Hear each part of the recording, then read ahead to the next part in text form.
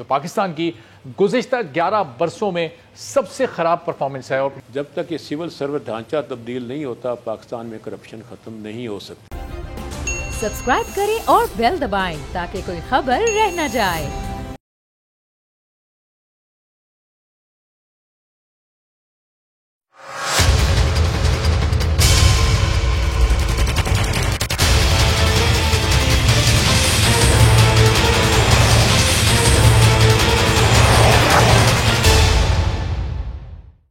अस्सलाम वालेकुम, आप देख रहे हैं प्रोग्राम बस बहुत हो गया। मैं हूं अरबाब जहांगीर और ट्रांसपेरेंसी इंटरनेशनल ने 180 ममालिक का करप्शन परसेप्शन इंडेक्स जारी किया है, जिसके मुताबिक पाकिस्तान करप्शन रैंकिंग में 16 दर्जे ऊपर चला गया और करप्शन परसेप्शन इंडेक्स में पाकिस्तान दुनिया में 140वें नंबर पर आ गया, जो पाकिस्तान की गुज़िश्ता 11 बरसों में सबसे खराब परफॉर्मेंस है और बुरी कारकर्दगी है। ट्रांसपेरेंसी इंटरनेशनल की रिपोर्ट में यह भी बताया गया है कि 2020 में पाकिस्तान का दुनिया में नंबर 124वां था और 2020 में करप्शन परसेप्शन इंडेक्स में पाकिस्तान का गुज़िश्ता साल स्कोर 31 था, जबकि 2021 में पाकिस्तान का करप्शन परसेप्शन इंडेक्स का स्कोर 28 हो गया, यानी इसमें 3 की कमी हो गई। करप्शन परसेप्शन इंडेक्स में पाकिस्तान के स्कोर में 3 पॉइंट्स की जो कमी हुई है और इंडेक्स का स्कोर कम होना करप्शन में इजाफे को जाहिर करता है। किसी भी रिपोर्ट और सर्वे का तहरीक इंसाफ की हुकूमत के खिलाफ आना अब कोई नई बात नहीं है और हुकूमत, उसके वुज़रा और तर्जुमानों का इसे ना मानना, इसको झुटलाना भी अब कोई नई बात नहीं है। हर बार की तरह इस बार भी हुकूमती तर्जुमानों ने रिपोर्ट आने के बाद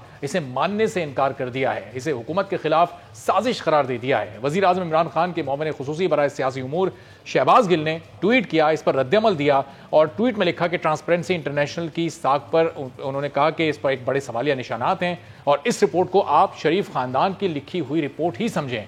शहबाज गिल ने अपने एक और ट्वीट में ट्रांसपेरेंसी इंटरनेशनल को मजीद तनकीद का निशाना बनाते हुए ट्रांसपेरेंसी इंटरनेशनल के पाकिस्तान चैप्टर के सरबराह आदिल गिलानी के खिलाफ माजी में की गई मुख्तलिफ तहकीकात का हवाला देते हुए लिखा कि ये पढ़ी हैं खबरें ट्रांसपेरेंसी इंटरनेशनल को बनाने वालों की। अब वजीर मुमलिकत बराए इत्तलात व नशियात फारूक हबीब भला कैसे पीछे रहते। उन्होंने भी रिपोर्ट पर ट्वीट करते हुए लिखा कि इस पर वावेला करना बिला जवाज है। इस रिपोर्ट में हुकूमती सतह पर किसी किस्म की माली करप्शन का जिक्र नहीं है। फारूक हबीब के ट्वीट पर वजारत खजाना के तर्जुमान मुजम्मिल असलम ने भी ट्वीट किया और कहा कि रिपोर्ट को पूरा पढ़ने के बाद मिठाई के टोकरे वापस करने पड़ेंगे, क्योंकि 8 में से 7 जराए ने साबका रेटिंग बरकरार रखी है। अब मुजम्मिल असलम साबका रेटिंग बरकरार रखने पर अपोजिशन को तनकीद का निशाना बना रहे हैं, लेकिन गुज़िश्ता साल की रिपोर्ट आने के बाद शहबाज गिल ने ट्रांसपेरेंसी इंटरनेशनल की एक पुरानी रिपोर्ट के स्क्रीन शॉट्स अपने ट्विटर पर पोस्ट किए थे, जिसके जरिए उन्होंने ये साबित करने की कोशिश की थी कि ट्रांसपेरेंसी इंटरनेशनल ने अपनी हालिया रिपोर्ट यानी उस वक्त की रिपोर्ट के लिए पुराना डेटा इस्तेमाल किया, जिसके जवाब में ट्रांसपेरेंसी इंटरनेशनल का कहना था कि 2020 की रिपोर्ट की तैयारी में जो भी डेटा इस्तेमाल किया गया था वो पाकिस्तान तहरीक इंसाफ की हुकूमत के दौर का ही था। रिपोर्ट हुकूमत के खिलाफ आने के बाद हुकूमत ट्रांसपेरेंसी इंटरनेशनल की साख पर तनकीद कर रही है, उस पर सवालात उठा रही है। तो वज़ीर आज़म इमरान खान ने हुकूमत में आने से पहले आवाम से वादा किया था कि वो हुकूमत में आने के बाद सबसे पहले मुल्क से करप्शन को ख़त्म करेंगे। हुकूमत में आने के बाद भी वज़ीर आज़म के करप्शन के खिलाफ इस वादे में कोई तब्दीली नहीं आई। वज़ीर आज़म तकरीबन हर मीटिंग, हर तकरीर, हर खिताब में करप्शन के खिलाफ लड़ने और इसको ख़त्म करने की बात करते रहे, यहाँ तक कि इसको जहा। लेकिन वज़ीर आज़म के इतने दावों के बावजूद पाकिस्तान में करप्शन कम होने के बजाय इसमें मजीद इजाफा ही हो रहा है। तो जब वज़ीर आज़म पाकिस्तान इमरान खान करप्शन के इतने खिलाफ हैं, फिर इन 3.5 साल दौर में, इस दौर में ये करप्शन क्यों बढ़ती रही है और ये जो रैंकिंग है ट्रांसपेरेंसी इंटरनेशनल में पाकिस्तान की, इसमें क्यों मुस्तकिल तनज़्ज़ुली पाकिस्तान की हो रही है और पाकिस्तान 140वें नंबर पर पहुंच चुका है। तो इसी सिलसिले में गुफ्तगू करते हैं। रियाज फतियाना साहब पाकिस्तान तहरीक इंसाफ के सीनियर रहनुमा हमारे साथ मौजूद हैं। फतियाना साहब, बहुत शुक्रिया प्रोग्राम के लिए, आपने वक्त निकाला। ये 3 माह में करप्शन खत्म करनी थी, 90 दिन में बड़ी करप्शन को खत्म करके सिमत का तयन करना था। पहले 3 माह गुजरे, 6 माह गुजरे, साल, 2 साल, 3 साल, आज तकरीबन पौने 4 साल गुजर चुके हैं और ट्रांसपेरेंसी इंटरनेशनल हमें बता रही है कि पाकिस्तान में हर साल करप्शन में इजाफा होता जा रहा है। वज़ीर आज़म इमरान खान साहब हैं, जो हुकूमत है इस वक्त वो पाकिस्तान तहरीक इंसाफ की है, फिर ये सब कुछ कैसे हो रहा है फतियाना साहब?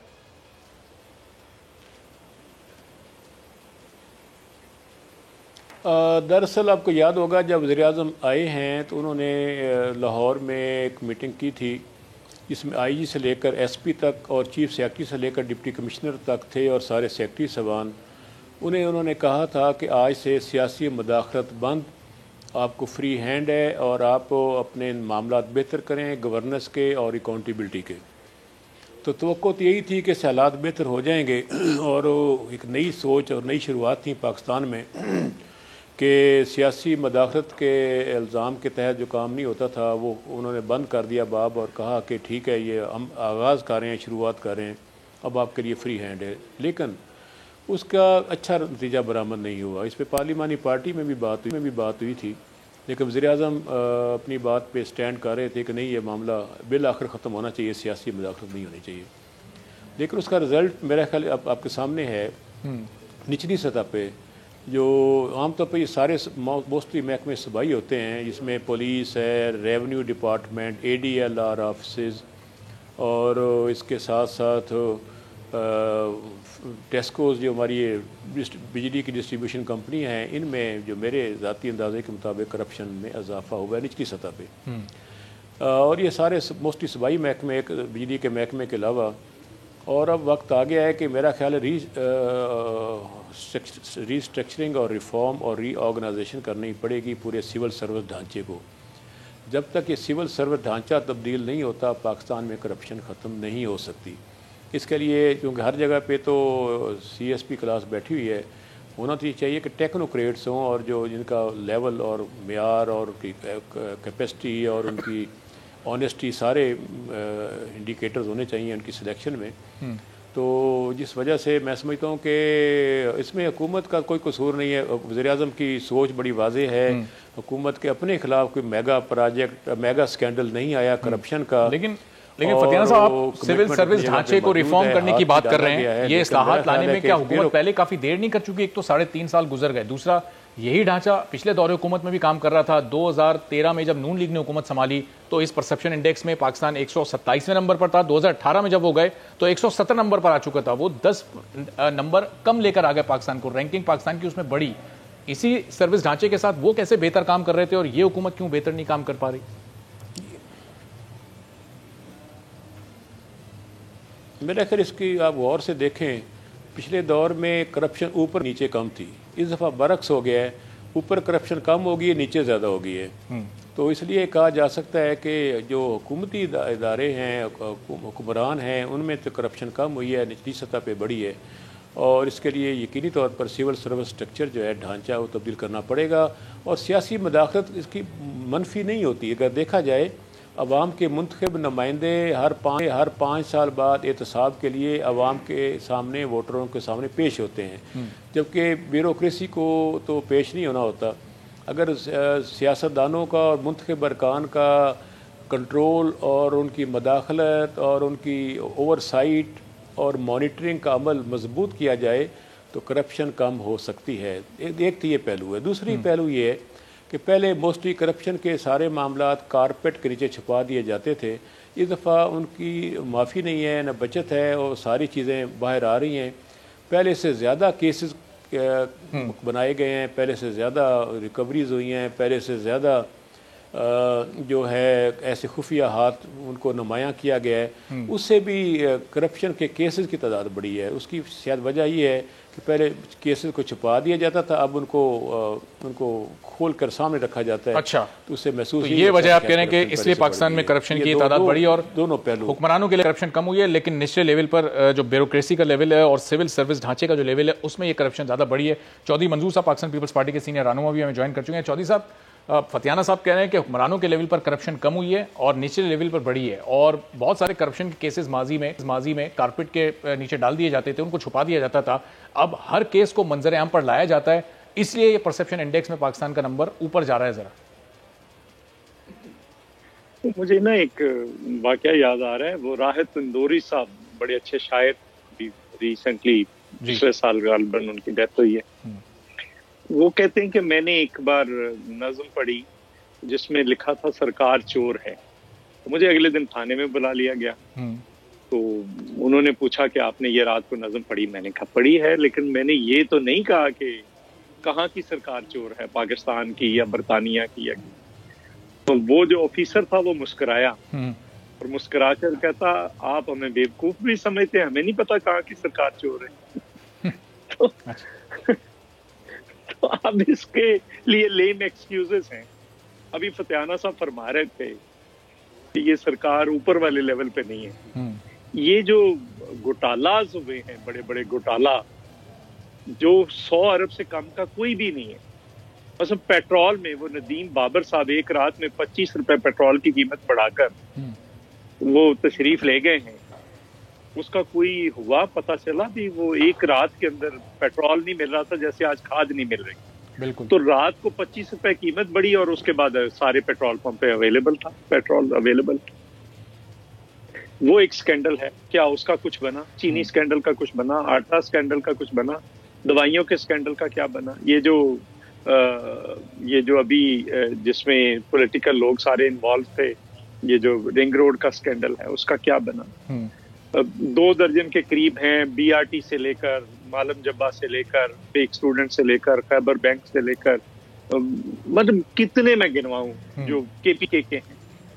क्या बना है उनका? कोई उनका पता चला है? ये ऊपर वाली बात मैं कर रहा हूँ, मैं तो नीचे वाली अभी बात ही नहीं कर रहा। बिल्कुल। ये किसके खिलाफ क्या हुआ है? यहाँ पे पंजाब के अंदर पोस्टिंग ट्रांसफर्स के पैसे लिए जा रहे हैं, सारी दुनिया को पता है, सबके सामने।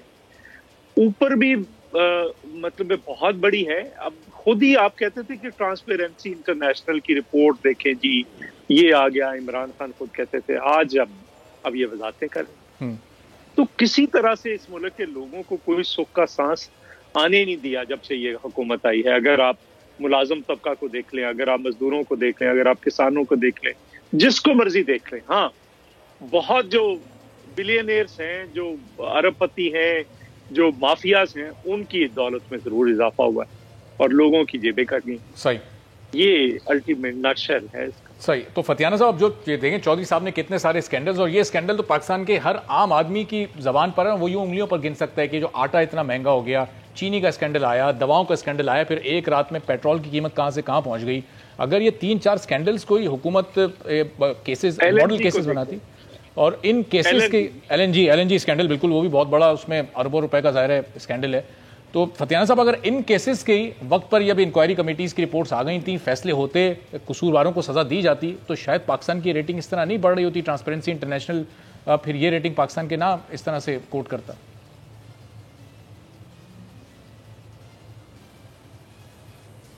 देखें, इतने ज़्यादा स्कैंडल और इतने सारे वाक़यात सामने आना खुद हुकूमत के, मैं समझता हूँ, क्रेडिट में जाता है। अच्छा। पहले तो ये सारी चीज़ें छुपा ली जाती थी और हुकूमत की वजह से किसी चीज़ को छुपाया नहीं गया।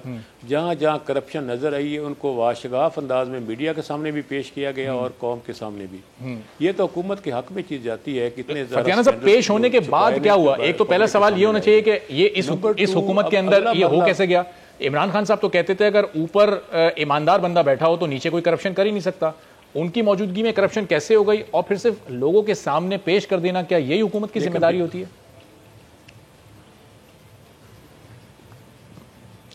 एक तो 75 साल का तसलसल है, उसकी वजह से चीज़, बीमारी जाते जाते भी टाइम लगता है, आपको पता है। और कोई भी एक क्रॉनिक पेशेंट हो, बीमारी हो, तो रातों रात तो वो ऑपरेशन से ठीक नहीं होता, तो वो ऐसा ठीक हो रहा है मरीज़ पहले से। और दूसरा ये कि तमाम मामलात में इन्वेस्टिगेशन किसने करनी है? कोई ऐसा एहतसाब ब्यूरो एक बनाया गया था सेनेटर सैफ रहमान की सरबराही में, वो तो अब रोल है नहीं कि किसी एमएनए या सेनेटर को बना दिया जाए एहतसाब नैब का सरबरा। तो एक रिटायर्ड जज सुप्रीम कोर्ट के नैब के सरबराह हैं, उनके साथ एक पूरी इस्टेब्लिशमेंट, पूरी ब्यूरोक्रेसी है जो कर रही है, एंटी करप्शन इस्टेब्लिशमेंट है, फेडरल इन्वेस्टिगेशन। फतियाना साहब, ये जो बड़े बड़े जो स्कैंडल्स आए, इनमें से कितनों का नैब ने नोटिस लिया और इन पर नैब ने इंक्वायरी की, कोई इन्वेस्टिगेशन की? इन तमाम बड़े बड़े स्कैंडल्स की इंक्वायरी की है नैब ने, या हुकूमत ने नैब को पाबंद किया कि चलें आप ये कर लें, या तजवीज़ दी हुकूमत ने नैब को? जी, ये मेरा ख्याल है तीनों इदारे अपनी अपनी सतह पे तहकीकात कर रहे हैं। कुछ केसेस रेफ़र किए गए हैं एंटी करप्शन एस्टेब्लिशमेंट को जो सूबाई सतह के हैं, कुछ केसेस फेडरल इन्वेस्टिगेशन एजेंसी को किए गए हैं और कुछ नैब को किए गए हैं। तो उसका क्वांटम पे डिपेंड करता है कितना बड़ा प्रोजेक्ट है, स्कैंडल है। तो इस सिलसिले में तमाम इदारे अपना काम कर रहे हैं। लेकिन बदकिस्मती से FIA का जो प्रोसेस है इन्वेस्टिगेशन का, मैं पब्लिक अकाउंट्स कमेटी में हूँ, अक्सर 5-5, 8-8 साल के बाद भी उनकी इंक्वायरीज अभी ज़ेर इल्तवा होती हैं। तभी आज DG FIA को भी मैंने बुलाया हुआ था अपनी कमेटी में, लेकिन वो फिर कमेटी की आज मीटिंग मुकम्मल ना हो सकी, उनको फिर आज पोस्टपोन करनी पड़ी हमें मीटिंग। तो असल में FIA की अपनी कैपेसिटी बिल्डिंग की ज़रूरत है। इसमें मज़ीद स्टाफ होना चाहिए और इनके रूल्स और बिज़नेस में तब्दीली होनी चाहिए और इनका जो प्रोसेस है इन्वेस्टिगेशन का उसको स्पीड अप होना चाहिए। तो मेरा ख्याल है कि नैब और FIA जो फेडरल दो इदारे हैं इनकी कैपेसिटी का इशू है। इनको अगर फिर उसके तो बाद ये होता है कि साहब अगर इनकी कैपेसिटी का इशू है तो ये इनकी कैपेसिटी तो इस हुकूमत ने बढ़ानी थी। ये 4 साल में नहीं हुआ तो कब होगा? मैं आपकी तरफ से वापस आता हूँ। चौधरी साहब, हुकूमत का क्रेडिट है ये कि ये इस तरह के बड़े बड़े स्कैंडल्स आए और उनको मंजर आम पर लेकर आया गया, उनको आवाम के सामने पेश किया गया। अब फतियाना साहब कह रहे हैं कि ये क्रेडिट तो आप हुकूमत को दें। माजी की हुकूमतों में तो ऐसा भी नहीं होता था कि इस तरह के करप्शन केसेस आए, स्कैंडल्स आए और वो आवाम के सामने आ जाए। बिल्कुल इस बात का क्रेडिट देने के लिए तैयार हैं कि करप्शन बड़ी है और सामने कौन लेकर आया? ये लेकर आए, ये तो नहीं लेकर आए। सामने तो वो या अपोजिशन लेकर आई है या अंदर से आए हैं, जो लोग थे वो लेकर आए हैं। तो ये किधर से लेकर आए हैं? मसलन अभी तक नदीम बाबर के खिलाफ क्या हुआ है? LNG पे क्या हुआ है? अभी तक आप बता दें दवाइयों वालों पे स्कैंडल पे क्या हुआ है? एक को वजीर से हटाया और उसको मरकजी सेक्रेटरी जनरल बना दिया गया। तो बहुत सारे ऐसी चीजें हैं जिनके बारे में चौधरी साहब कार्रवाई तो होना दूर की बात, किसी एक दवा की कीमत भी वापस नहीं हुई। फवाद चौधरी साहब का बयान आपने भी सुना होगा कि 3 रुपए वाली दवा की कीमत अगर 7 रुपए हो जाए तो किसी को क्या फर्क पड़ रहा है? क्या कौन सी क़यामत आ गई है? और उनके लिए तो क़यामत नहीं है, लेकिन दवाइयाँ, रोजमर्रा की दवाइयाँ जो आम आदमी, असल में ये प्रॉब्लम ये होता है कि जब आप हुकूमत में बैठे होते हो तो आप डिनाइल मोड पे चले जाते हैं। आप लोगों को समझते हैं कि लोग बेवकूफ हैं। जो बंदा 35 रुपए किलो ले रहा था आटा, आज वो 70 रुपए किलो ले रहा है। जो बंदा 52 रुपए चीनी ले रहा था वो अगर 110 पे ले रहा है। चौधरी साहब, यहाँ कराची में तो 70 भी नहीं, 84 रुपए किलो मिल रहा है। चक्की का आटा हम 84 रुपए किलो खरीद रहे हैं। नहीं, यहाँ पे 100 रुपए है चक्की का आटा। मेरे शहर में कसूर के अंदर 100 रुपए है। अब मुझे ये बताएं कि अगर मतलब दवाइयाँ जो हैं वो महंगी हो गई, अगर घी 180 का 400-450 पे चला गया है, तो उसको आप जितनी मर्जी फिगर्स बताएं और जितना मर्जी बताएं कि वज़ीर-ए-आज़म बड़ा स्मार्ट है, उसका इनसे पेट नहीं भरता। उसको तो नेट चीजें चाहिए। आज भी मैं किसी गया था फौतगी पे, तो वहां पे बात हो रही थी, मैं किसान थे, वो कह रहे हैं कि यूरिया, पहले DAP नहीं मिली, वो नीचे नहीं डाली, चलो ख्याल था कि यूरिया डाल लेंगे, अब यूरिया भी नहीं मिल रही।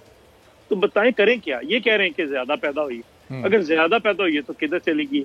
और ऊपर से कहते हैं सिंध के अंदर है वो फैक्ट्रियां, तो सिंध को ने वहां पे कोई समंदर बर्द कर दिया या इंडिया भेज दिए। 2 ही बॉर्डर लगते हैं, तीसरा पंजाब है या बलूचिस्तान। तो कहीं से स्मगल हो रही है ना। अगर ज्यादा पैदा हुई है यूरिया तो गई किधर है? अगर नहीं लोगों को मिल रही तो किसका फेलियर है? बिल्कुल ये गवर्नमेंट का फेलियर है। सही। और गवर्नमेंट इसको मानने के लिए तैयार नहीं। और अब जाकर मंगवाई फरवरी में, 10 फरवरी को जहाज आएगा और उसके बाद 1 लाख बोरी, पता नहीं कितनी बोरियां, 1 लाख बोरी या पता नहीं कितनी, 1 लाख बोरी से क्या बनता है? और उस वक्त जिम्मेदार घराने से हैं, इनसे पूछें कि लोगों ने पर सर पे मारनी है। उस वक्त तो गंदम का जो है वो पकने की तरफ चला जाएगा। सही। तो जाहिर है फतियाना साहब, आप लोग तो ये कहते हैं कि बम्पर फसलें हो रही हैं, किसानों की मुश्किलात हमने ख़त्म कर दी। फवाद चौधरी साहब बार बार बताते हैं कि किसानों की आमदन में इजाफा हो गया है।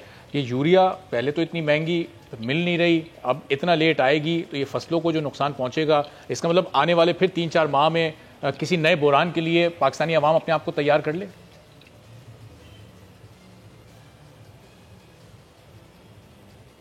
उसकी वजह शायद ये है कि DAP हम इंपोर्ट करते हैं, बैनुल-अक़वामी मार्केट में इसकी कीमतें इतनी ज़्यादा हो गई कि किसान ने इसकी बजाय यूरिया इस्तेमाल करना शुरू कर दी, DAP छोड़कर। उससे यूरिया की डिमांड बढ़ गई, नंबर 1। नंबर 2, इस दफ़ा गंदम की काश्त पिछले साल की निस्बत ज़्यादा हुई है, जो कि गंदम का रेट अच्छा मिला काश्तकार को, उसकी वजह से भी डिमांड बढ़ गई। तीसरा ये कि सिंध और बलूचिस्तान में पाकिस्तान तहरीक-ए-इंसाफ की हुकूमत नहीं है, ज़्यादातर फैक्ट्रियाँ सिंध में है, तो वहाँ से स्मगल होकर ये पहले जाती है बलूचिस्तान, वहाँ से कोयटा और कोयटा से अफ़गानिस्तान स्मगल हो गई काफ़ी सारी। अफ़गानिस्तान में दुनिया में इंटरनेशनल रेट यूरिया का 13,000 है, अफ़गानिस्तान में 11,000 रुपये बोरी है और कोयटा में 6,000 रुपये की बोरी बिक रही है और सरकारी रेट 1768 रुपये, पौने 1800 में दें। तो इस वजह से ये एक मामला हुआ है, या तो हुकूमत कीमतें बढ़ाती, वो तो बढ़ाई नहीं है, तो इस वजह से ये फतेहान साहब ये ज़ाहिर हम 6-7 महीने से सुन रहे हैं कि गंदम की बम्पर फसल हुई है, मदाखलत की और रिकॉर्ड तोड़ फसल हुई है, तो फिर ये आटा इतना महंगा, जो कीमतें आटे की बढ़ी थी वो वापस क्यों नहीं आ पा रही हैं? चीनी की भी अगर चीनी वाफिर मकदार में मौजूद है तो जो कीमतें बढ़ी थी वापस क्यों नहीं आ पा रही हैं? हुकूमत वो कीमतों को कंट्रोल क्यों नहीं कर पा रही है?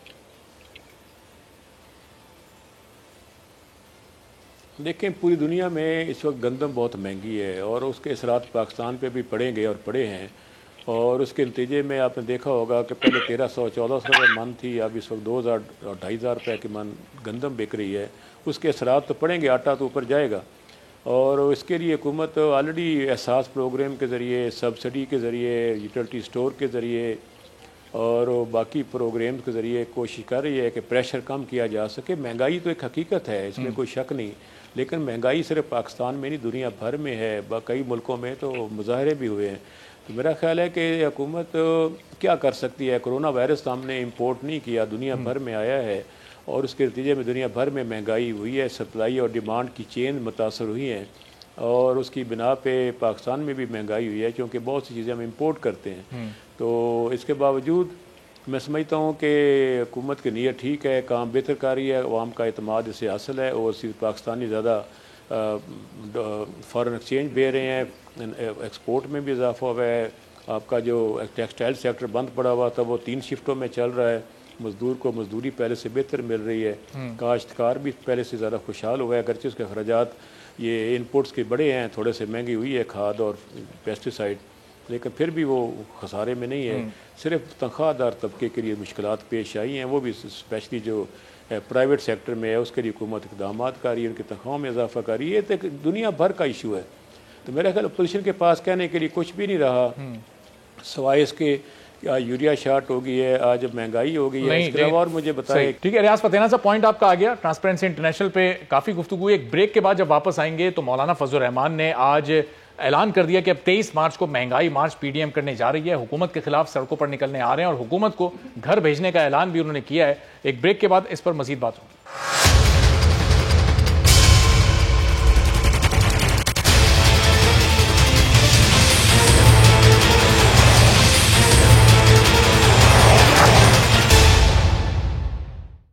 प्रोग्राम में एक बार फिर आपको खुशामदीद कहते हैं। पाकिस्तान तहरीक इंसाफ से रियाज फतियाना साहब और पाकिस्तान पीपल्स पार्टी से चौधरी मंजूर साहब हमारे साथ मौजूद हैं, और मौलाना फजल रहमान ने आज ऐलान किया है कि अब 23 मार्च को पीडीएम निकलेगी। इस हुकूमत के खिलाफ अब हम तहरीक को बहुत तेज करने जा रहे हैं। ट्रांसपेरेंसी इंटरनेशनल की रिपोर्ट पर उन्होंने कहा कि माजी में ये हुक्मरान इन्हीं रिपोर्ट्स को कोट करके उस वक्त की हुकूमतों को करप्ट करार देते थे, और आज अगर हुकूमत में ज़रा भी शर्म है, ज़रा भी हया है, तो वज़ीर आज़म को ये हुकूमत छोड़ देनी चाहिए। अब अपोजिशन जमातें अलग-अलग तहरीक चलाने जा रही हैं। चौधरी साहब की जमात अलग तहरीक चलाएगी, पाकिस्तान पीपल्स पार्टी की अभी तक पाकिस्तान पीपल्स पार्टी वापस पीडीएम में शामिल नहीं हुई, तो क्या मुस्तकबिल में ऐसा होगा और कितना प्रेशर ये दोनों अलग अलग तरीक़ों से हुकूमत पर डाल सकते हैं, इसी पर मज़ीद गुफ्तगू करते हैं। तो चौधरी साहब, ये महंगाई के खिलाफ ये एहतजाज आपका भी पीडीएम का भी ये चल रहे हैं, और आवाम में भी एक गम गुस्सा बहरहाल महंगाई को लेकर तो है, तो अब क्या स्ट्रेटजी क्या है? ये एहतजाज के जरिए ही हुकूमत को गिराने की कोशिश है, या फिर आपस में कुछ राब्ते वगैरह करने हैं, कोई इन हाउस का नंबर गेम बनाना है, कोई जोड़ तोड़ के सिलसिले पर भी गौर कर रहे हैं आप लोग?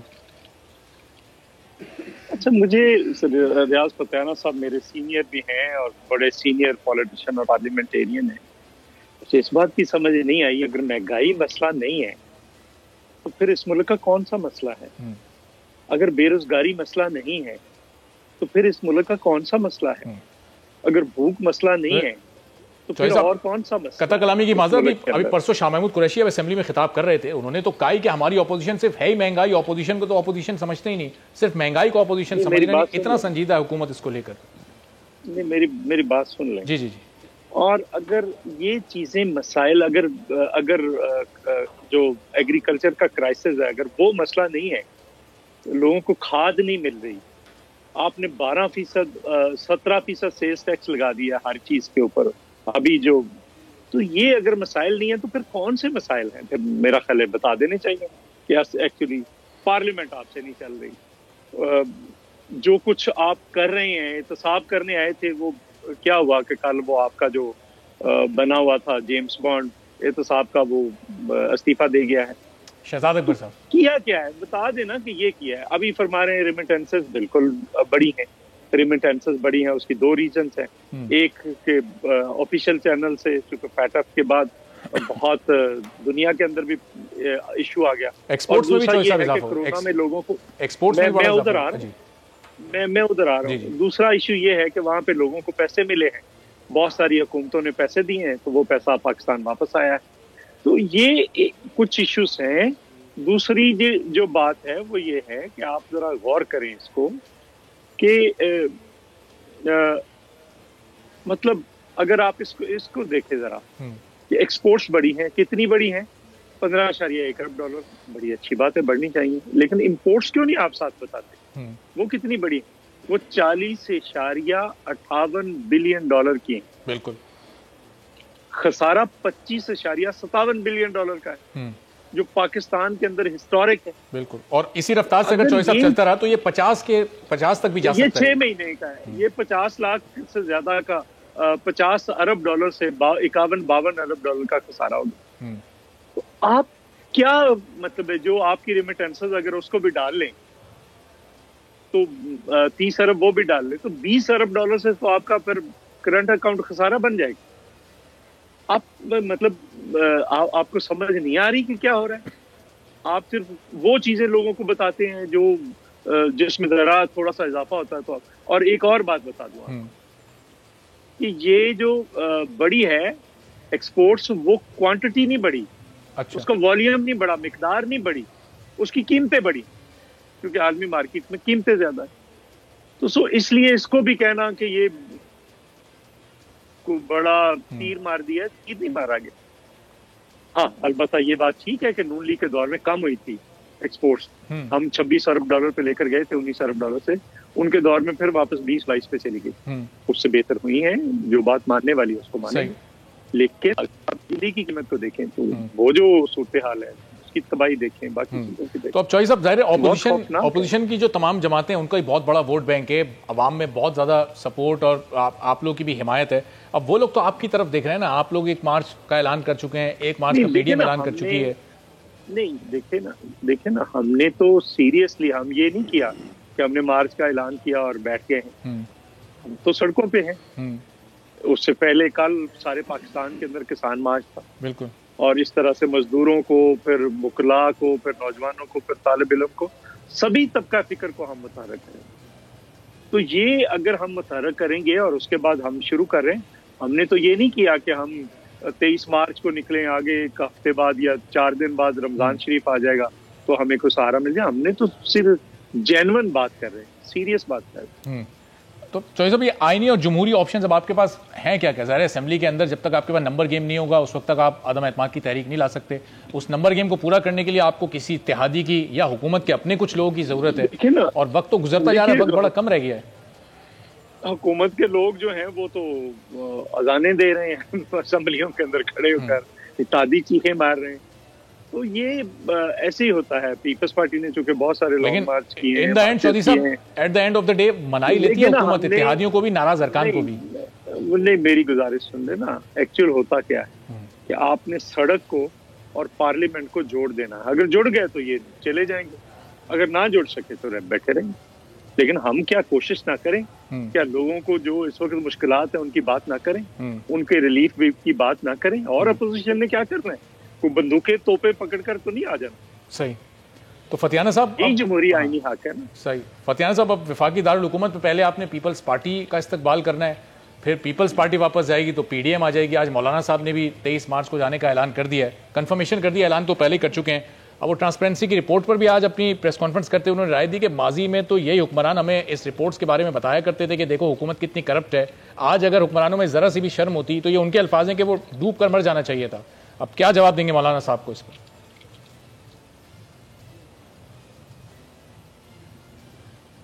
देखें, अगर तो बिलावल साहब, नज़ूर साहब ट्रैक्टर पर बैठ कर आएँ फिर तो मैं समझ लगता हूँ कि इन्हें काश्तकार के मसाइल का दुख हुआ है। सॉरी, मंजूर साहब मेरे भाई और दोस्त हैं, बहुत अच्छे इंसान हैं। और अगर मौलाना फजल रहमान साहब साइकिल पर बैठ कर आएँ फिर मैं अच्छा जी, तो नहीं, मैं तो कर रहा हूँ इस्लामाबाद तक। अगर सभी लोग ट्रैक्टर पे बैठ कर आएँ फिर समय लगता है, वाकई काश्तकार से मोहब्बत है। दूसरा ये कि मौलाना फजल रहमान साहब अगर साइकिल पर बैठ कर आएँ फिर साइकिल पर बैठ कर आएँ, लेकिन ये तो स्पेशली जो लीडरशिप है तमाम सियासी जमातों की वो तो आएगी बहुत बड़ी कीमती लग्जरी गाड़ियों पे, उनके वर्कर बेचारे बसों में धक्के खा रहे होंगे ट्रालियों पे, तो ये भी तो ज़्यादती उनके वर्कर के साथ भी हमें हमदर्दी है। दूसरा ये कि आप देखें ये कहते हैं कि महंगाई है बहुत ज़्यादा और इन्हें दुख में दुबले हो रही लीडरशिप पोजीशन की अवाम के, इन सब के वज़न तोल कर देख लें, इनके पिछले 2 सालों में सब के वज़न बढ़ गए हैं कि कौन दुबला पतला हुआ है। इससे भी अंदाज़ा होता है कि इन्हें इन पर असरात नहीं हुए महंगाई के, और ये बातें करने की कुछ दिखाने की कुछ हैं। तो मेरा ख्याल है कि ये एक पॉइंट स्कोरिंग है कि एक बार दूसरा जुलूस आएगा फिर तीसरा जुलूस आएगा, इकट्ठे तो एक जुलूस भी मिलकर नहीं निकाल सकते। ये अंदाज़ा करें अपोजिशन आपस में बटी हुई है, पीपल्स पार्टी जो है वो मौलाना साहब को छोड़ के अलग हो चुकी है, नून लीग उन पे अलग शक व शुबहात करती है आपस में। ये लेकिन फतियाना साहब ये आने वाले दिनों में फिर एक हो सकते हैं, समझता हूँ कि ये 2 एहतजाज, एक एहतजाज की सूरत में ग्रैंड एहतजाज भी हो सकता है। अभी तो काफी दिन है, कोई भी मंसूबाबंदी हो नहीं सकते ना। अगर मैं समझता हूँ अपोजिशन इस बात का ऐलान करे कि इनका 2023 के इलेक्शन में वज़ीर-ए-आज़म का मुतफ़क्का उम्मीदवार कौन होगा, अगर ये एक बात पे मुतफ़िक हो जाएं कि तीनों बड़ी जमातों का वज़ीर-ए-आज़म ये होगा 2023 के इलेक्शन में, फिर मैं समझता हूँ कि ये वाकई मुत्तहिद हैं। अगर ये एक ये तो एक इत्तेहाद है, जमातें तो इनकी अलग-अलग है ना, सियासत तो ये अलग-अलग कर रहे हैं, तो जाहिर है सब अलग-अलग अपनी अपनी कैपेसिटी में इलेक्शन लड़ेंगे और हर जमात का उम्मीदवार अलग होगा। वो मुत्तफ़िका उम्मीदवार कैसे ला सकते हैं? सबके मंशूर तो अलग अलग हैं। देखें मीर ज़फ़रुल्लाह जमाली साहब एक वोट से वज़ीर-ए-आज़म बने थे 2002 की असम्बली में, मैं भी उस वक्त था और चौधरी साहब भी। तो उस वक्त तो अपना आपने देखा होगा कि JUI का फजल रहमान साहब अलग उम्मीदवार थे, अब इसके अलावा नून लीग और पीपल्स पार्टी से अलग उम्मीदवार वज़ीर-ए-आज़म के थे। उस वक्त भी इकट्ठे नहीं थे। उस वक्त इकट्ठे होते तो शायद मुल्क का वज़ीर-ए-आज़म जमाली साहब ना होते, इनकी तरफ से कोई होता। अब आइंदा भी 2023 में भी ये होगा, तीनों जमातों के उम्मीदवार होंगे वज़ीर-ए-आज़म के, और फिर अगला वज़ीर-ए-आज़म इमरान खान बन जाएगा। ये सारा कुछ आपके सामने होगा। अच्छा, तो मेरा ख्याल है कि ये कौम का वक्त ज़ाया करने की बजाय इन्हें चाहिए कि अपनी जमातों को ऑर्गेनाइज़ करें और 2023 के इलेक्शन का इंतज़ार करें। क्यों लोगों को दुश्वारी? तो फतियाना साहब यही कोशिश कर रहे हैं, ज़ाहिर है आवाम में जा रहे हैं, आवाम को उनकी मसाइल से आगाह कर रहे हैं। चलें फतियाना साहब, मैं वापस आपकी तरफ से आता हूँ। चौधरी साहब, ट्रैक्टर पर जाएंगे आप या फिर वही जो बड़ी बड़ी करोड़ों की गाड़ियों में हम देखते हैं जिस तरह बड़े बड़े लीडर्स बड़े बड़े रहनुमा सफ़र कर रहे होते हैं आमतौर पर मार्च में, और कारकुनान उनके पीछे आ रहे होते हैं पैदल या ट्रकों में लदे हुए। तो अब चौधरी साहब, फतियाना साहब कह रहे हैं कि आप ट्रैक्टर पर आएंगे तो फिर हम आपको वेलकम करेंगे। सही से मुझे तो मेरे बड़े भाई हैं, अगर कहेंगे ट्रैक्टर पे तो मैं ट्रैक्टर पे आ जाऊंगा। इस मुल्क का एक बंदा था जो मिसालें दिया करता था कि हॉलैंड का वज़ीर-ए-आज़म साइकिल पे आता है और आप खुद गाड़ी पे भी नहीं आते, हेलीकॉप्टर पे रोज आते हैं, थोड़ा सा फासला है। ये मिसालें क्या दे रहे हैं? तो जो इमरान खान थे वो साइकिल पे आए थे, वो ट्रैक्टर पे आए थे, मैं तो आ जाऊंगा। हेलीकॉप्टर सस्ता बहुत है, तो 55 रुपए लीटर, और फिर सड़कों पर जाएंगे, प्रोटोकॉल की वजह से जरा ट्रैफिक के भी इश्यूज होंगे, तो इसलिए वो लोगों की आसानी के लिए स्लिप ऑफ टंग थी, 55 पैसे फी किलोमीटर पड़ता है, 55 रुपए नहीं पड़ता। अच्छा, वो चॉइस सब भूल गए। दूसरी बात ये है कि देखिए ये जमाली साहब की मिसाल दी है, तो जमाली साहब तो पीपल्स पार्टी के 20 बंदे तोड़कर फिर भी एक वोट से बनाया गया था, और वो भी रात को MKM हकीकी का एक बंदा था, वो रात को हमारे साथ था, रात को उसको भी उठा लिया गया था। वो जैसे बने थे वो पता है, वैसे ही इमरान खान बनाए गए हैं। सब लोगों को पता है कौन कौन बंदा कहाँ था, किसको उठाकर किधर ले जाया गया, सारी दुनिया को पता है, हम भी सियासी कारकुन हैं। दूसरी बात ये है कि ये वही आर्गुमेंट है जो उस वक्त कहते थे कि हम मुशर्रफ को अगली 5 बार वर्दी में सदर मुंतखब कराएंगे। आज किधर बैठा है मुशर्रफ? तो ये वही आर्गुमेंट बार बार फिर दे रहे हैं। तो यही इमरान खान के साथ होना है। जो कुछ वो कर रहा है वो इस मुल्क में रहने वाली नीयत तो नहीं है। अभी उनके अपने लोग कह रहे हैं कि इनको ECL में डालो, और ये भागना चाहिए। शोकॉज कर दिया फिर उन्हें शोकॉज दे दिया। चला जाएगा कुछ देर बाद, वो जो सच्ची बात करेगा उसको तो मिलना है शोकॉज। सही। और ये जो अभी कल मुस्ताद हुए हैं तो वो मौसम जो ही तब्दील होता है तो साइबेरिया वापस चले जाते हैं, जो परिंदे बाहर से उड़ते। अच्छा, आए हुए हैं वो तो जाना शुरू हो गए। सही। तो जो बाकी परिंदे हैं जो इस दरख्त से उड़कर दूसरे दरख्त पे बैठना है, वो भी दरख्तों की तलाश में है। ये तो इस वक्त सबको पता है। सही। चलें, बहुत बहुत शुक्रिया। चौधरी मंजूर साहब पाकिस्तान पीपल्स पार्टी से, रियाज फतियान साहब पाकिस्तान तहरीक इंसाफ से हमारे साथ मौजूद थे। गुफ्तगू दोनों की और आज जो रिपोर्ट सामने आई है उस पर आपने सुनी। एक ब्रेक लेंगे और ब्रेक के बाद जब वापस आएंगे तो पाकिस्तान के साबिक कप्तान और कोयटा ग्लैडिएटर्स के कप्तान सरफराज अहमद हमारे साथ मौजूद होंगे और ज़रा उनसे गुफ्तगू करेंगे। एक दिन बाद PSL शुरू होने वाली है। सरफराज अहमद की टीम की, कोयटा ग्लैडिएटर्स की किस तरह की तैयारियां हैं और जो ICC अवार्ड्स हमारे खिलाड़ियों को मिले हैं उस पर सरफराज और दीगर खिलाड़ी इस वक्त क्या सोच रहे हैं कि बड़े बड़े खिलाड़ी अब इनके दरमियान हैं। पाकिस्तानी खिलाड़ी भी बड़ा नाम बना चुके हैं पूरी दुनिया में और ICC अवार्ड्स पर छाए हुए हैं। एक ब्रेक के बाद सरफराज अहमद हमारे साथ होंगे।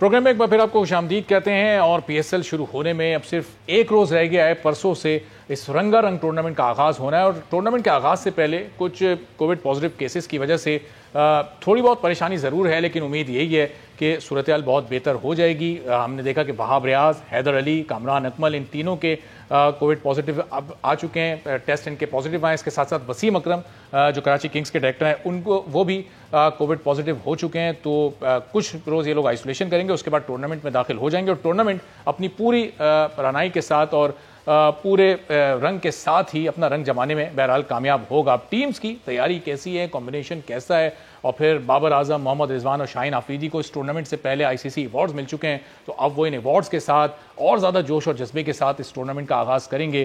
तो पाकिस्तान के साबिक कप्तान और कोयटा ग्लैडिएटर्स के कप्तान सरफराज अहमद साहब हमारे साथ मौजूद हैं। अब PSL भी आने वाला है और पाकिस्तान के खिलाड़ियों को अवार्ड्स भी मिले हैं। ज़रा इस सिलसिले में कुछ गुफ्तगू करते हैं सरफराज साहब से। सरफराज साहब, बहुत शुक्रिया प्रोग्राम के लिए, आपने वक्त निकाला। बाबर आजम जो पाकिस्तान टीम के इस वक्त कप्तान है, आपकी कप्तानी में भी खेले हैं, उनको वनडे प्लेयर का अवार्ड मिला ICC का। शाहीन आफरीदी, फिर मोहम्मद रिजवान को T20 player of the year award मिला।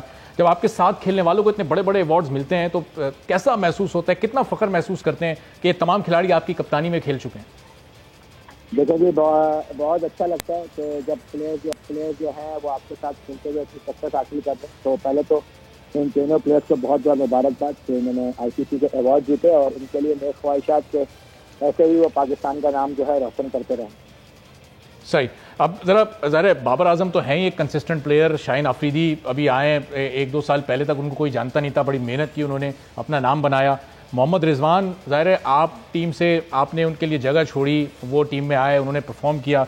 तो इसको एक हेल्दी कंपटीशन के तौर पर अगर पॉजिटिव एंगल से हम देखें तो आपको महसूस होता है एक फ़ख्र कि यार मेरी जगह एक ऐसा प्लेयर आया और उसने इतना ज़बरदस्त परफॉर्म किया कि आज उसे नंबर 1 होने का अवार्ड मिला है। तो कैसी फीलिंग्स आती हैं सरफराज साहब?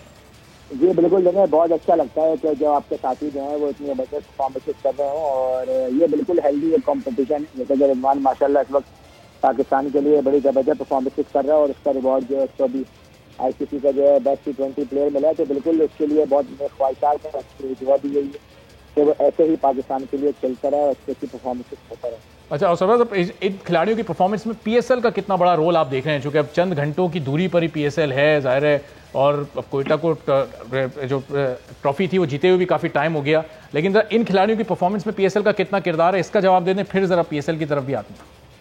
देखिए, PSL एक बहुत अच्छा प्लेटफॉर्म है और इंटरनेशनल लेवल की जो है वो क्रिकेट होती है यहाँ पे और आउटस्टैंडिंग क्रिकेट होती है। तो बहुत मदद मिलती है प्लेयरों को कि वो यहाँ से खेल के, ऐसा एनवायरनमेंट यहाँ पे बना हुआ है कि बिल्कुल इंटरनेशनल क्रिकेट का माहौल है और तमाम लड़के जो हैं इस माहौल से एडजस्ट होकर जो है, मोस्टली यही थोड़ा सा माहौल होता है, थोड़ा डिफरेंट एटमॉस्फेयर जरूर होता है, लेकिन इसी तरीके का एनवायरनमेंट होता है। तो ये लड़कों को बहुत ज़्यादा हेल्प करता है इंटरनेशनल क्रिकेट के लिए PSL करना। सही। अब ज़ाहिर है PSL में बड़ी इस बार बहुत मुश्किल कंडीशंस होंगी, जो सिक्योरिटी प्रोटोकॉल्स हैं उनको भी पूरा ख्याल रखना होगा। किसी मौके पर यह भी हो सकता है कोई ओवरसीज़ या आपकी अपनी टीम के कोई बड़े मेन प्लेयर्स अवेलेबल ना हो। कैसी इस वक्त कोयटा की टीम की तैयारी है? परफॉर्मेंस वाइज टीम जेलन है? हमेशा हम देखते हैं कि यूनिट की तरह आप लोग खेलते हैं, लेकिन पिछले 1-2 साल से ट्रॉफी से थोड़े दूर हैं। जी बिल्कुल सही कह रहे हैं, ट्रॉफी से थोड़ा दूर रहे हम लोग पिछले 2 साल से। तो कोशिश करेंगे जो गलतियाँ हमने दोहराई हैं पिछले सालों में तो उसको ना दोहराएं और एक राइट कॉम्बिनेशन के साथ जो है वो टीम को उतारें। और जहाँ तक रही बात प्लेयर्स अवेलेबल का ना होना, देखें ये बड़ा साइड बैक रहा है हमारा पिछले साल की और हम कोशिश करेंगे कि ऐसी नौबत ना आए और हमारे पास प्लेयर जो है वो बेंच से भी अवेलेबल है ताकि हमारे ऐसी कोई परेशानी ना देखने को मिले। सही। और सरफराज भाई, ये जो आपने आजम खान को रिलीज़ किया इस बार। आजम खान तो हमेशा से कोयटा ग्लैडिएटर्स का पार्ट रहे हैं, वो कि उन्हें कोई ख़ास मौके नहीं मिल सके, कुछ वो बेहतर परफॉर्म भी नहीं कर सके, तो क्या डिस्कशन हुई थी? चूँकि मोइन खान साहब उनके वालिद तो अभी भी टीम के साथ एसोसिएटेड हैं, तो पूरी टीम का मुश्तरका फैसला था कि उनको रिलीज़ कर दिया जाए, उनकी जगह कोई मुतबादिल खिलाड़ी लाया जाए तो उससे शायद बेहतर कॉम्बिनेशन बन सके। क्या सोच थी इस फैसले के पीछे? देखिए एक्चुअली जो है ना, ये रेटिंग के ऊपर जो है वो आजम गए हैं और इफ्तिखार अहमद हमारे पास आए, और डेफिनेटली कोई भी नहीं चाहता कि आपका एक वो प्लेयर जो कि आपके साथ काफ़ी टाइम से खेल रहा हो और वो टीम से चला जाए। और बिल्कुल T20 फॉर्मेट ऐसा फॉर्मेट है कि जितने प्लेयर आपके पास रेगुलर खेलते रहेंगे वो उतनी अच्छी परफॉर्मेंस ही करते होंगे। तो अनफॉर्चुनेटली जो है वो आजम इस बार हमारे पास नहीं होंगे, और अभी सबका मैनेजमेंट ने एक फैसला किया कि हमें इस तरीके से करना चाहिए, तो सबका मुश्तरका ये फैसला था और सबने मिलकर ये काम किया। तो जाहिर सी बात है बिल्कुल भी हमें आजम को बहुत ज़्यादा मिस करेंगे, क्योंकि हमारे साथ उसका बड़ा अच्छा टाइम रहा है और वो शुरू से ही कोयटा ग्लैडिएटर का पार्ट रहा है जब से वो आया। और आई थिंक इसमें क्रेडिट जो है वो नदीम भाई को और आजम भाई को जाना चाहिए कि वो जाहिर सी बात है वो उस वक्त उन लोगों ने सपोर्ट किया, तो जब उसको कोई भी सपोर्ट नहीं करता, माशाल्लाह अब उसका नाम है, तो उसके लिए मेरे ख्वाहिशात है कि वो दूसरी पंचायत से अच्छी परफॉर्मेंस करे। और कोयटा के खिलाफ इस्लामाबाद का मैच और उसमें आजम खान आए बैटिंग के लिए और लगा दें कोई 4-5 बड़े बड़े छक्के, तो कोयटा खासतौर पर सरफराज अहमद को और मोइन खान को उस वक्त क्या महसूस होगा? देखें ये हमारा जो है ना बड़ा सा हमारा रिकॉर्ड जो है ना वो अच्छा नहीं रहा है, जो प्लेयर भी हमारे पास से जो है ना उसने हमें पूछा करेंगे। अच्छा, फिर अब उमर अकमल को भी आप लोग लेकर आए वापस 2-3 साल के गैप के बाद। काफ़ी अरसे से वो इंटरनेशनल क्रिकेट नहीं खेल रहा है, फिर पाबंदी का भी उनको सामना था, तो ये किसका, सरफराज अहमद साहब का अपना फैसला था या नदीम उमर साहब उनको लाना चाहते थे, मोइन खान साहब की ख्वाहिश थी? कोयटा में कौन उमर अकमल को इतना पसंद करता है, क्योंकि अभी तक कोई बड़ी परफॉर्मेंस उनकी नहीं सामने आई है PSL में कोयटा के साथ?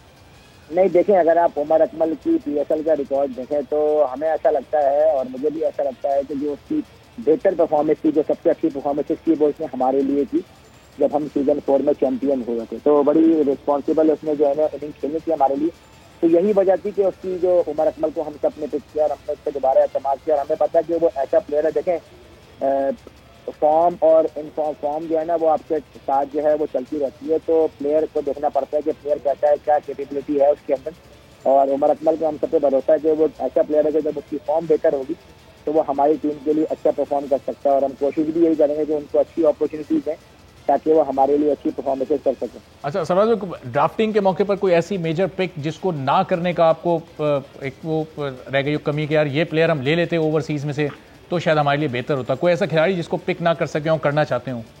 देखिए ये तो आपको पता है ड्राफ्टिंग का सिस्टम ऐसा है कि ये तो आपकी पिच के ऊपर होता है, और बाज़ दफ़ा ऐसा होता है कि आप ये सोच रहे होते हैं कि ये प्लेयर आ जाते, ये प्लेयर आ जाते, तो देखिए ये होता है, बिल्कुल होता है। और ये हमेशा कोई ना कोई जो प्लेयर ऐसे हो जाते हैं जिनके बारे में आप सोच रहे होते हैं कि यार ये हमें मिल जाते तो अच्छा होता है। सिस्टम ऐसा है ड्राफ्टिंग का, तो कोशिश की है इस बार जो हम मोस्टली जो इस बार हमारा टारगेट थे वो प्लेयर हमें मिले जरूर है इस बार। अच्छा, कुछ बड़े प्लेयर ज़ाहिर है जो रेगुलर आते थे यहाँ पर वो भी कुछ BPL भी खेल रहे हैं, ज़ाहिर है बांग्लादेश की भी लीग इस वक्त सेम टाइम हो रही है, तो इस वजह से भी कुछ PSL का कलर आपको लग रहा है कि इस बार फीका पड़ सकता है? कुछ खिलाड़ी BPL खेलने चले गए, क्रिस गेल, आंद्रे रसल वगैरह वहाँ पर खेल रहे हैं, तो यहाँ उतने बड़े नाम शायद हमें अवेलेबल ना हो। नहीं देखें ऐसा नहीं है, PSL एक अपने खुद ब्रांड बन गया है, और जाहिर सी बात है जो प्लेयर आए वो भी सारे टॉप के प्लेयर हैं, तो बिल्कुल भी फीका नहीं पड़ेगा। और क्रिकेट बहुत अच्छी होती है, बहुत क्वालिटी क्रिकेट होती है PSL के अंदर, तो इंशाल्लाह बिल्कुल जिस तरीके से हर साल PSL बेहतर से बेहतर होती है, इंशाल्लाह इस बार भी और बेहतर से बेहतर होगी। अच्छा, PSL की कामयाबी के लिए हर साल हम यही क्यों सुन रहे होते हैं, कुछ नाक़दीन कुछ एनालिस्ट कह रहे होते हैं कि जी इंटरनेशनल ओवरसीज़ बड़े नाम नहीं आए, दुनिया के बड़े खिलाड़ी नहीं आ रहे, वो जॉस बटलर नहीं आ रहा, वो केन विलियमसन नहीं आ रहा, ग्लेन मैक्सवेल नहीं आ रहा। पाकिस्तान के अपने पास भी बाबर आजम है, मोहम्मद रिजवान है, खुद सरफराज अहमद हैं, शाहीन आफरीदी है, हारिस रऊफ़ है और शादाब खान है, जिनको खुद लीग क्रिकेट खेले बिग बैश वाले बुला रहे होते हैं, खिला रहे होते हैं। तो हमें क्यों ओवरसीज़ प्लेयर्स की, बड़े बड़े प्लेयर्स की ज़रूरत है जब हमारे अपने मुल्क में इतने बड़े बड़े सुपरस्टार्स हैं? देखिए बिल्कुल आपने अच्छी बात की है। देखिए ये PSL ब्रांड भी हमारा ही है, तो जितने हमारे टॉप के प्लेयर इस लीग में खेलेंगे तो और जो है ना हमारी लीग जो है और बेहतर से बेहतर होगी। तो देखें जहाँ तक रही बात, देखें दूसरे स्टार्स लेके, देखें सम टाइम ऐसा भी होता है कि देखें सीजन चल रहा होता है और टीमें जो है बिजी होती हैं, तो देखें अभी भी ऐसा नहीं है कि टॉप प्लेयर्स नहीं आ रहे, टॉप प्लेयर्स आ रहे हैं बिल्कुल। और हमें मेरे ख्याल से मुझे लगता है कि जो हमारे जो प्लेयर्स हैं वो भी अब टॉप के प्लेयर होंगे, जैसे कि आपने नाम लिया, हमारे प्लेयर दुनिया भर की लीग में खेल रहे हैं, तो हमारे जितने प्लेयर खेलेंगे हमारी उतनी लीग प्रमोट होगी और ज़्यादा। अच्छा, और खुद आप अभी इस PSL में किस नंबर पे खेलेंगे? चूंकि हमने कंसिस्टेंटली आपको चौथे नंबर पे खेलते हुए भी देखा है, कुछ इससे नीचे के नंबर्स पे कुछ आपने बैटिंग की है, इस बार क्या स्ट्रेटेजी है? देखिए स्ट्रैटेजी बिल्कुल वही है कि ऊपर के नंबर से बैटिंग करनी है 3 और 4 के बीच में, और अपनी टीम के लिए अच्छी परफॉर्मेंसेस करनी है। और पाकिस्तान टीम में वापसी के लिए इस PSL को फोकस कर रहे हैं कि ऐसी परफॉर्मेंस देनी है इस बार सरफराज अहमद ने कि आइंदा ज़ाहिर उस स्क्वाड में तो आप शामिल होते हैं, लेकिन अब उस 11 में भी दोबारा जगह बनानी है और फिर बाहर नहीं आना है। देखिए बिल्कुल टारगेट यही होता है, मैं हमेशा ये कहता हूँ और अभी भी बार बार ये कहता हूँ, देखिए कोई भी टूर्नामेंट जिस लड़के को टीम में जगह बनानी है, तो कोई भी टूर्नामेंट हो, चाहे वो PSL हो डोमेस्टिक हो, तो उसके सामने वो टूर्नामेंट होता है और वो कोशिश यही करे कि अपनी बेस्ट से बेस्ट परफॉर्मेंस देने की कोशिश करे। तो मेरे पास भी यही टारगेट है कि मैं कोशिश करूँ कि जैसे लास्ट ईयर PSL में मैंने अच्छी परफॉर्मेंसेस की थी और कोशिश करूँगा कि इस साल भी जाए तो वो अच्छी परफॉर्मेंस की, बाकी चांस मिलना है ना मिलना वो देखें, वो किस्मत की बात। बहुत बहुत शुक्रिया। सरफराज अहमद पाकिस्तान के साबिक कप्तान, कोयटा ग्लैडिएटर्स के कप्तान, हमारे साथ मौजूद थे और कह रहे थे कि गुज़िश्ता PSL में भी उन्होंने बेहतर परफॉर्म किया और इस बार भी उनकी कोशिश होगी कि PSL में ऐसी धमाका खेज परफॉर्मेंस दें कि पाकिस्तानी स्क्वाड में तो उनको जगह मिलती है, पाकिस्तान की टीम में भी उनकी वापसी हो सके। और उन्होंने कहा कि ज़ाहिर ये उनका काम नहीं है, तो सिलेक्टर्स का काम है, मेरा काम सिर्फ परफॉर्मेंस देना है। तो हमारी भी उम्मीद और दुआ है कि सरफराज इस टूर्नामेंट में बेहतर परफॉर्म करें और ये टूर्नामेंट भी कामयाबियों से हमकिनार हो। आज के प्रोग्राम से इजाज़त दीजिए, अल्लाह हाफ़िज़।